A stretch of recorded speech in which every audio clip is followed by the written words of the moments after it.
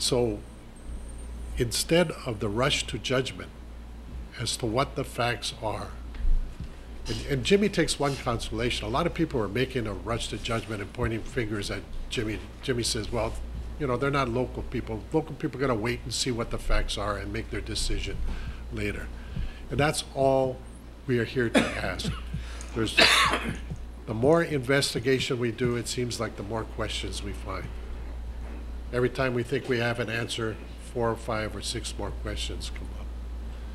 And somebody says, well, was there a spillway or wasn't there a spillway on the dam? You know, I've heard since March 14th, 5 different versions of what this spillway was. Do I think that there was a historical spillway at some point of time on the dam? Absolutely. Absolutely. I think there was at some point of that. Well, do I think it was on the dam? No. Do I think there might have been a historical spillway adjacent on the northwest side of the dam? Yes. Was it functioning in the late 80s and early 90s? Probably not. What did it look like?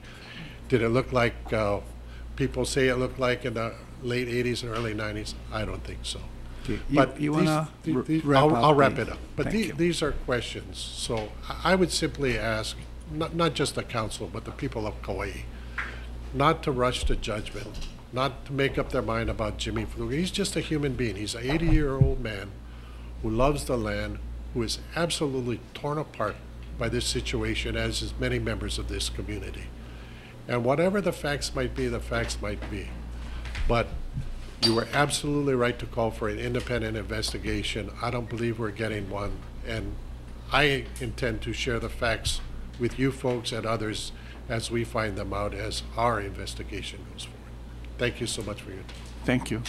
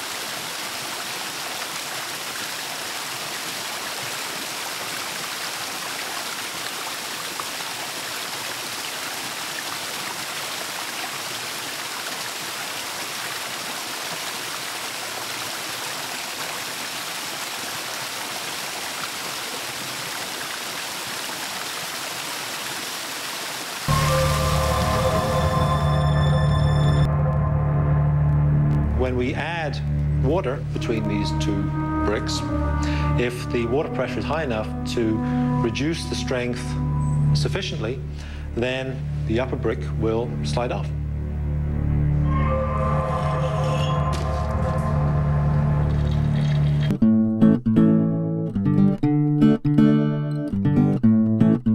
But how did it all start? It's because an old Hawaiian man named Bill Huddy, who lived next door to the Marvins, came to him one day and said, Jimmy, the Marvins won't let me use the road. My wife and I are getting old. We cannot walk down the trail anymore to the Kuleana house. Can you help us? And Bill Huddy came with a paper bag. And inside the paper bag there was $40,000.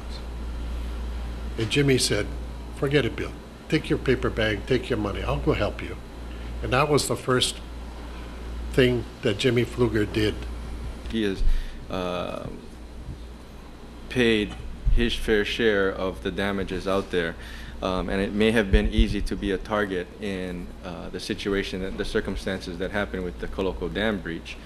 But, you know, I just look at the property out there, and I have spoken with Jimmy Pflueger, and I've spoken with Gordon Rosa in the back, and, you know, his whole focus is to keep that area neatly groomed and open. And that's, you know, the other choice he has is to sell the property, and who knows who buys it and what they do with it.